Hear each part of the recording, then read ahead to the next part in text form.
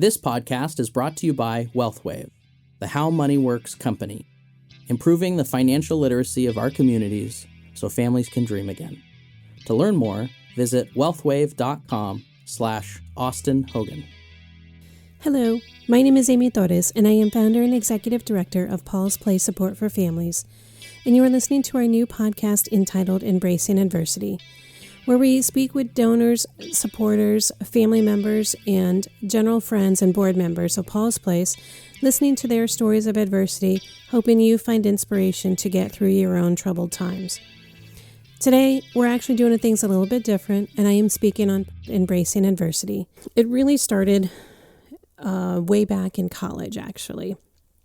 I went 3 semesters and then flunked out of college. Now, may not be a surprise to many, but I was actually top in my class, top 15 in my class in high school. I was one of those that didn't really need to study or anything, and so it was a great game changer when I went to Texas, University of Texas in Austin. I knew the material, I knew the work, I just did everything but school while I was there, and hence that's why I ended up failing out of college. So I drove back home, and obviously I was not happy. I knew I could do it. I knew I had the grit and the determination to do it. I went to school for marketing. I didn't go just to do everything else, but to embrace everything that was happening and understand and learn from it all. Unfortunately, I wasn't learning from the right school classroom, which was actually there at UT.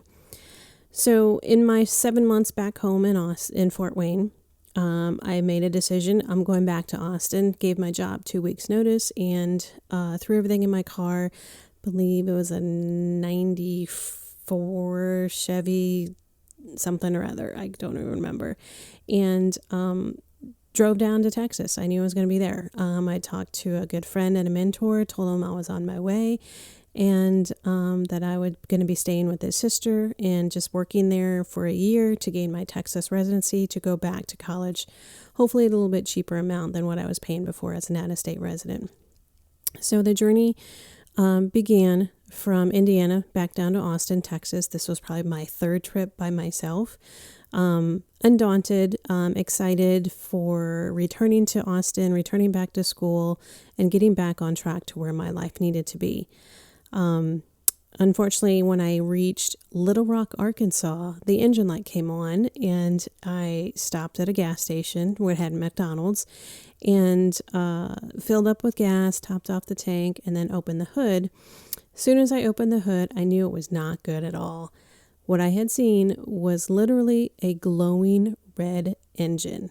So I didn't touch anything else. I shut it right away, went in, got some food, basically realized I needed to let it cool before I do anything. And I called my friend and I told him, I'm going to be here a little bit. My trip is going to be delayed a couple hours because my engine is glowing red. So he said, yes, don't touch anything, don't open the water or anything, but eventually when it cools, put water in it, put oil in it. Just do what you can to get there. Of course, Little Rock, Arkansas was too far for me to turn back home to Indiana and still a good 6 to 7 hours away from Austin. So I was almost stuck. That was my first obstacle that I really, really encountered, but wasn't necessarily really scared. It was just, okay, so what am I going to do to solve this problem? And that's kind of how I really looked at everything that kind of happened in my life from then forward. I knew I wanted to be in Austin. I did not want to go home. I was kind of halfway in between where I wanted to be and where I was coming from. And I knew this was just a minor setback and that eventually I will get there and start where I needed to be. So I made it eventually back to Austin. Stayed in a hotel the first night because it was late in the night. I was not going to wake up my friends and get them at 2 a.m. to give me directions. So I stayed at a hotel, probably not the best area of the hotel of Austin to do that, but I did it anyway. I was undaunted, and the next day kind of went to my friends and we kind of laughed about the situation, of course. Went back to work for a year, like I said. Made some great friends, made some great connections, definitely some mentors from that time that I still keep in contact today. I did end up going back into school, and then things kind of happened where parents of any young woman in college dread to hear that they're pregnant. Yes, I was pregnant. Didn't know what I was going to do. Wasn't necessarily always a dream of mine to get married and have kids, but I wasn't necessarily going to shirk it off or do something drastic. So I kind of figured out, okay, now how am I going to work with this situation? So, we talked, the baby's father and I, we talked. We knew we were going to make it through, make it work, or at least, support the baby or support me in any way that I needed. Unfortunately, within a week, I miscarried. So he helped me through that, was there, comforted me. We were together, we were good. And then all of a sudden, I just stopped hearing from him. So I didn't necessarily think this was the man of my dreams anyway, to the point. So it wasn't a huge emotional loss, but of course it was very tough. We were potentially going to be starting a family, working through a very distraught time, and then just disappears.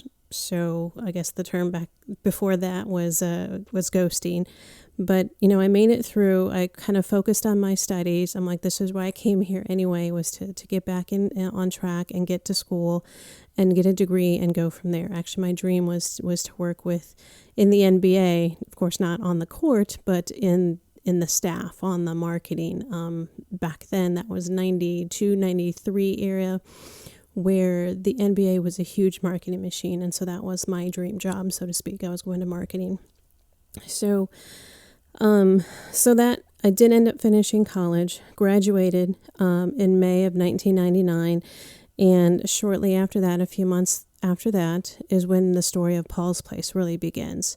My father contacted me in September of 99 and said he was sick and had been diagnosed with lymphoma. I then spent the next 6 months in Houston. Again, at this time, actually right before my dad called me, I was actually talking with the Houston Rockets within the NBA. So I was well on my way to making that dream job a reality. Unfortunately, when my dad was sick, I knew the time I needed to have for him was not going to be conducive to a job within the huge marketing machine of the NBA. So I pulled myself from the interview process and said, I'm sorry, I have to focus on my father right now.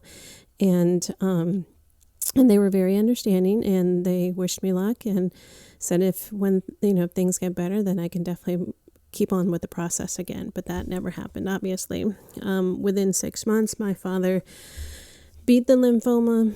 Unfortunately, his heart gave out, and of course, had a heart attack. And in March of 2000, I moved back to Indiana. Emotionally and financially, got back on my feet. It took about 2 years.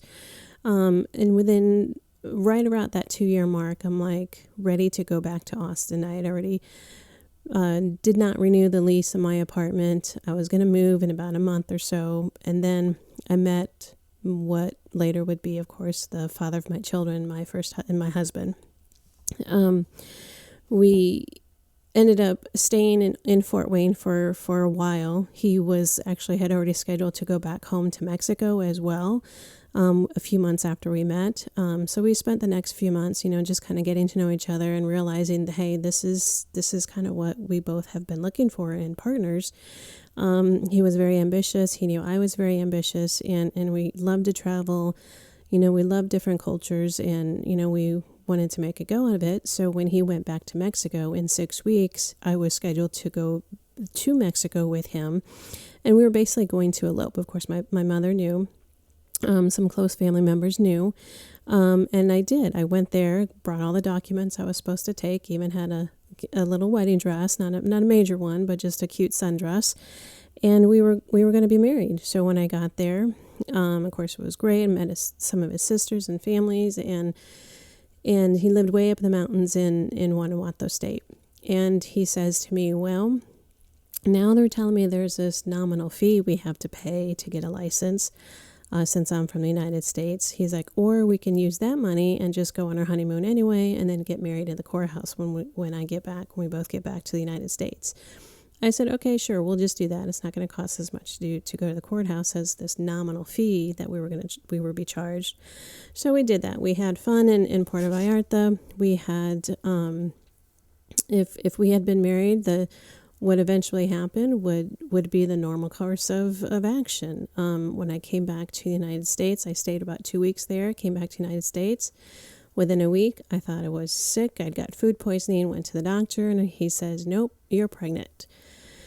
So not the best news again, but it was definitely something we were happy for. I told him while he was there, and shortly after, he came back home to Fort Wayne. We made a go of it, and he worked. He found jobs. I was working at the time as well.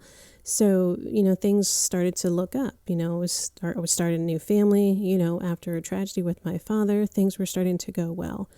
Unfortunately, there was complications that arose during the pregnancy, and the doctor suggested I leave work to reduce the stress, to reduce the better chances for the baby to survive. So that's what we did. We talked. I left work. Of course, we were staying with my mother at the time because, of course, I renewed or did not renew the lease on my apartment, and he did the same because he was going to be going back to Mexico. So we went, had the baby. Unfortunately, shortly after the baby was born, go back to that. Had planned on having, of course, a normal pregnancy, a normal natural birth.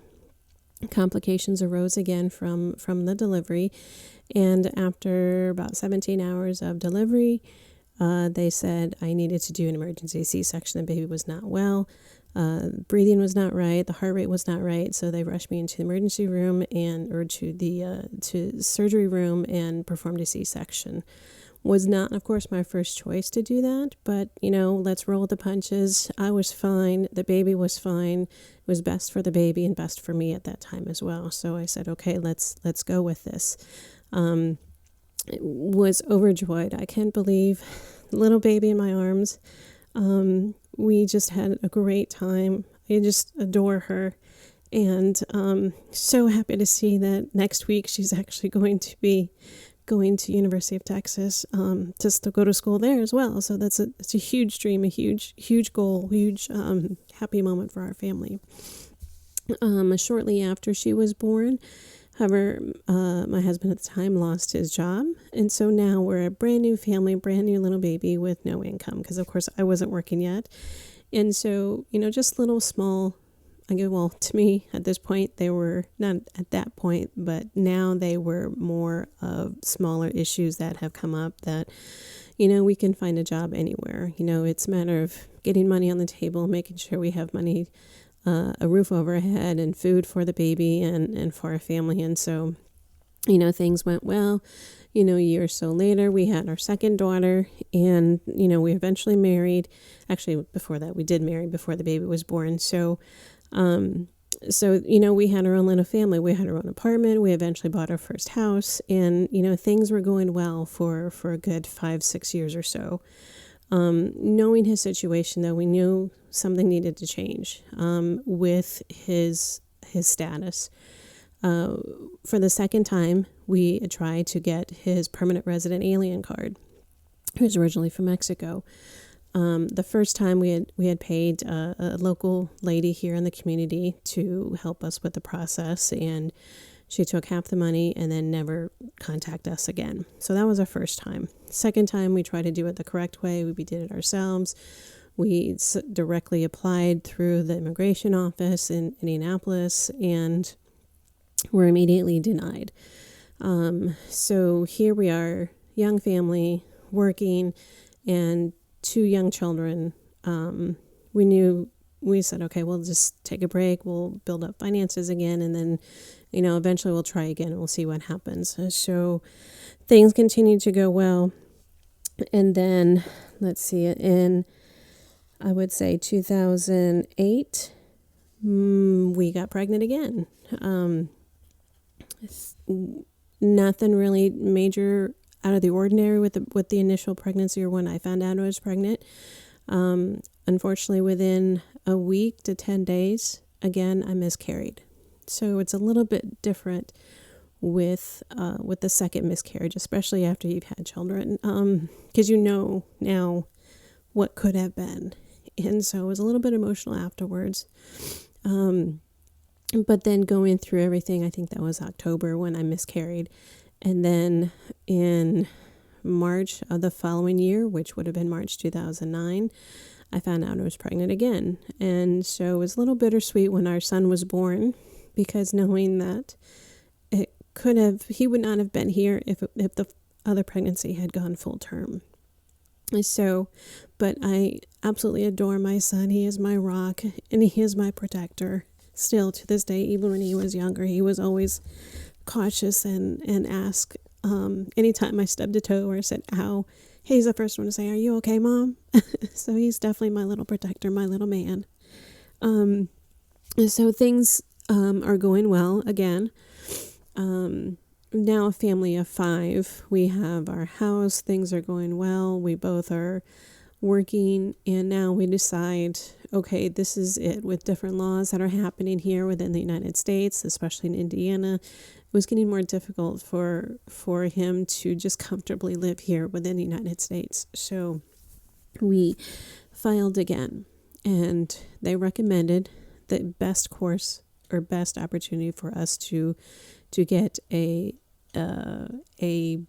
acceptance for him is for him to self-deport. So we anticipated him being gone 6 to 8 months while he goes through the process of getting everything finalized and put together. Unfortunately, it was 14 months for the process to be approved for him. Almost double the time of what we had thought, over double the time of what we had thought. And during that time, he was working. Unfortunately, it was barely enough for him to survive there, let alone send any money back to his family here in the United States. So my family stepped up. They helped me whenever I could. I was working, of course, but now going from 2 incomes down to 1 income, it was extremely tight, as you can imagine. I was basically a single mother at this time without necessarily being single. So things were extremely grim. There was a point where we had our house up for sale. That was the only way I would be able to make it financially. And, because they were very close to taking my car as well. So it was just super tight. But then we've got great news that his application was approved. So I pulled the house off the market. We pulled together whatever finances we could to get me through everything. And on my son's 9th birthday, we met him in Chicago, and we were a family again. I'd love to say that we lived happily ever after since then, but unfortunately that was not the case. As with most couples, there were fights, there were arguments, there were disagreements, whatever you want to call them. Apparently, ours were so much more than we had originally thought. There were issues before he went to Mexico that we thought, okay, the time away, we might be able to understand what we have and want to keep that together at all costs. But unfortunately, things just came to a head, kind of boiled over, and finally in June of 2017, he asked for a divorce. At this time, of course, Paul's Place was already going. We had originally, just a few months before, we had considered, he had gone back to the restaurant industry where he was working 14, 15 hours at a day. It was great money. However, we knew it was not, the best ideal situation because he spent so much time away from home. We kind of thought, okay, he'll go back to the restaurant industry as management and, he'll have the little bit of increase in pay where we can pay off any of the debts we have. I was working full time. We were kind of cutting as much debt as we could and be able to save some and allow me basically at the end of the year to walk away from my full-time job and focus on the nonprofit, where I would have a little bit more flexibility to take the kids to and from school, be there for them for doctor's appointments or take them for whatever organizations or sports they had, signed up for, and still be able to, work the nonprofit on my own schedule, whenever we could. And so that was the plan. And so I had built Paul's Place up to where it is, or to where it was working, where I had I had to make the opportunity to walk away from a full-time job in order to manage Paul's Place well. So that happened, and when I walked away, it was in August of 2018, I walked away from my full-time job anticipating a grant coming in within a couple months where that would be able to provide the opportunity for salary pay for me as the executive director. Unfortunately, that grant did not come. So I went to work part-time at a small retail store, kind of earned some other side hustle money doing random things, doing different things to still within the industry of marketing, still within organization and different things. But I was able to scrape enough money to at least keep the house and the car, and the other options there were. But without having full-time income for practically a full year, my finances were drained, my savings were drained, where I was steps away from losing the house again, or potentially losing the house, and one wrong turn away from losing the vehicle. And then finally things happened with Paul's Place where I was able to get a salary. Different money was coming in at the same time. And I was able to save the house and save the car and kind of get back on track financially and kind of meet where Paul's Place was heading financially, where there were definitely many more grants were coming in, different foundations were coming through, different fundraising events were drawing more and more money for the organization. Our growth was there. We had a high demand for our services and very well organized within what was happening and what was to come. So with that, we had land we had purchased. We were looking for everything to go more on a one-to-one marketing level where I could tell my story of Paul's Place, how I started and all of that, and kind of go from there. But then, of course, COVID hit. So all of that was put on hold. But with me personally, it was still kind of rebuilding again, kind of taking back my finances and taking back emotional stress that was happening during the time, where I could now understand everything that I've been through before was kind of a training ground for what was happening at this point.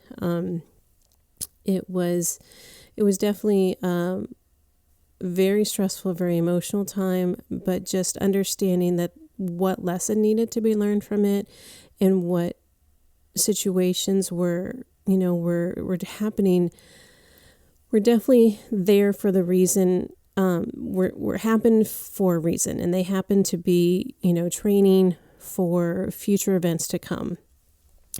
So it was definitely a great time, also a scary time, but also it taught me my strength. It allowed me to realize where I've received my quiet strength from my father. And definitely was, things were happening, were going really well with the kids. My daughter was now in high school. She was doing well with track and field. She was in junior ROTC. My middle daughter was now at New Tech program, and my little man, of course, was always there to protect me and watch over me as well. It was definitely, I think looking back at everything that's happened, I don't see it as, oh, woe is me, or I'm definitely not here to talk about, hey, look at everything that I did, or look at everything I've overcome. Yes, it's been a lot, and there's so much more to the story that's not, that I haven't said, but there's definitely many different areas where many different people can relate to me or to the stories in some way. And I look back at it and people are like, wow, I could never do what you did. I can never, start my own nonprofit. I can never be as happy and as generous as I am and caring as I am after having gone through so many tough times. And I just kind of look back at my childhood and kind of see that I was the middle child. On a daily basis, I was having to go from the one being taunted to sometimes the one doing the taunting with my little sister. So it was always, on the fly, having to relate to somebody else with a different perspective. And I think that really shaped me, working through the different experiences that I've gone through in life. I've always thought myself as a really quick learner, and in anything, where I can look at a subject, look at different experiences and kind of dissect it a little bit, kind of reverse engineer what's happening and kind of like, oh, okay, I get it. This is how it works, or this is how, this will play out. So I think that just that ability to stop for just a quick second and then look at everything and extremely quickly understand what's happening and understand the different perspectives that are coming at you from the different scenarios and different situations, that I am able to look at those, understand them, react in a much more positive and much more effective way, and be able to go from there. That definitely has seemed like it's been helping me turn the organization sometimes on a dime, to going through a live Grammy night last year to doing a virtual event, or switching from doing a cornhole tournament to the following year doing a golf tournament, and making that the most popular and most profitable fundraising event we've gone to. Definitely had a lot of help on that, but it's all really everything pulls together in one big puzzle where all of that happens. And so it's a lot has happened, but it's always so many learning opportunities for anything that comes through. And I think that really has helped me with what I have done with Paul's Place and what I hope to do with Paul's Place. My dream going into college, working it as, with a marketing degree, not necessarily wanting to be the best marketer, within the NBA, like I mentioned before, but I think it was more of, with the marketing, you have to have a little bit of understanding of every single area in business. You have to know a little bit of finance, you have to know a little bit of accounting, you have to know a little bit of economics, management, marketing. You have to know the whole package. And so I wanted to understand that and be able to start my own company eventually and have multiple offices across the United States. But I just didn't know exactly with what product or what service was I going to offer? What new thing was I going to have? That was always been my struggle while I was working, in different industries. I love the people that I work with, but for some reason, just whatever job I was doing was not fulfilling me, on a personal level. And so when things happened with my father, I worked in hospitality industry all through college. Of course, I experienced it.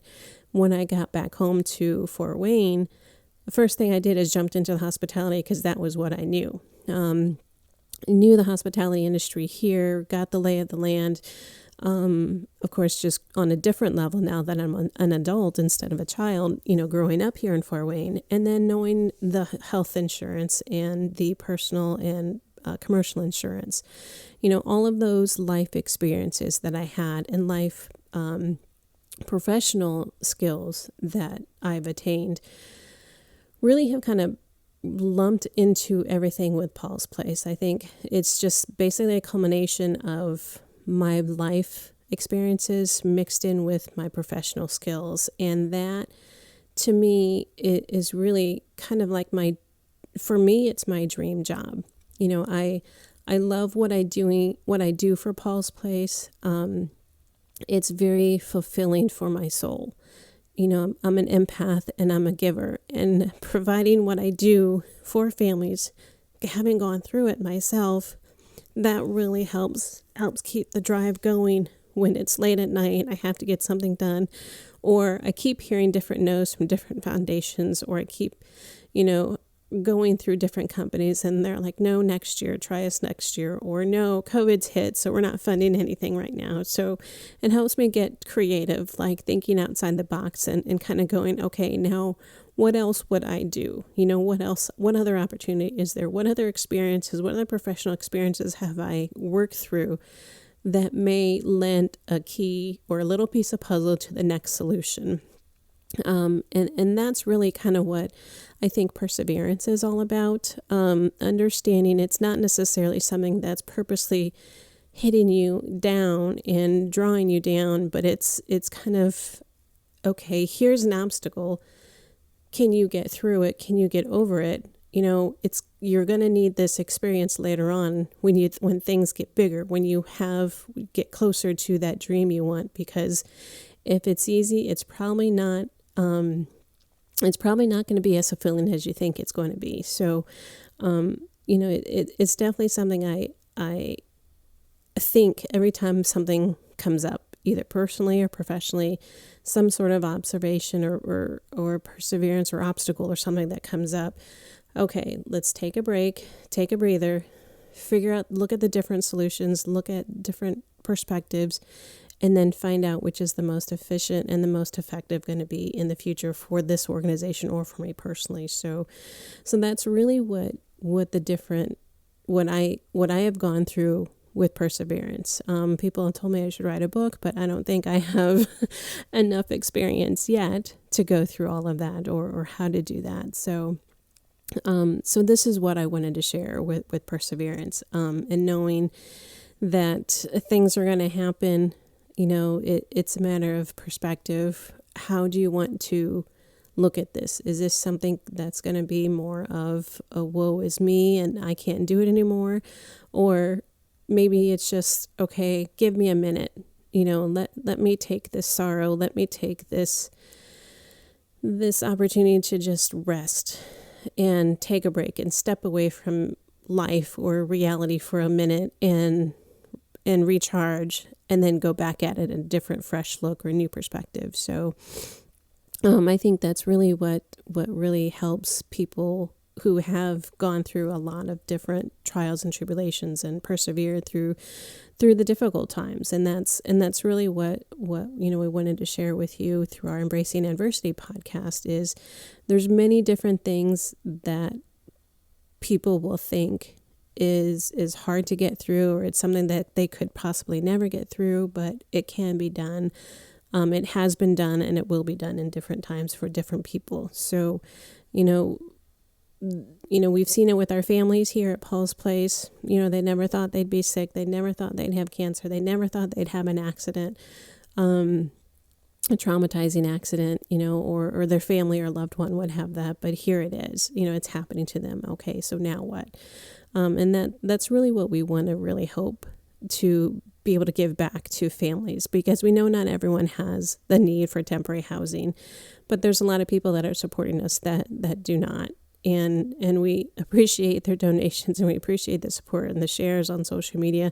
And this is kind of our way to say, okay, we hear you and we thank you. And, here's a story that might help you through your rough day that you're having. It may not even be a trial or tribulation or a different obstacle that you're facing, but maybe you're just having a rough day. And here's a story to help you understand, okay, things will get better. It may be even rougher in some areas, or easier to deal with than other areas, but it's still going to be a little bit better for you in the future. So we hope that you or someone has been able to relate to our stories of perseverance, or of embracing adversity, and to be able to get through your own trials and tribulations.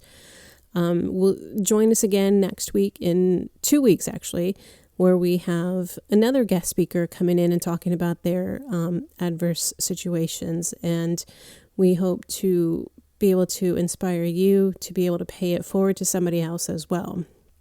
If you would like more information on Paul's Place, what we're doing with our Build project, or our next fundraising event, which is Grammy Night, which we just postponed to March of 2022, we'll get through that again because of different things that are happening now. Please visit our website at paulsplace.org. And thank you so much for tuning in to Embracing Adversity, and we hope to have you listen again in 2 weeks. In times of financial uncertainty, how can you stay on track? Call someone who's invested in your success. I'm Gwen Rupert, your Fort Wayne Edward Jones financial advisor. At Edward Jones, we believe in building a complete picture of your financial life, including your unique goals and passions, so we can help you work toward achieving what's most important to you. Call me at 260-625-3524 or visit edwardjones.com to get started today.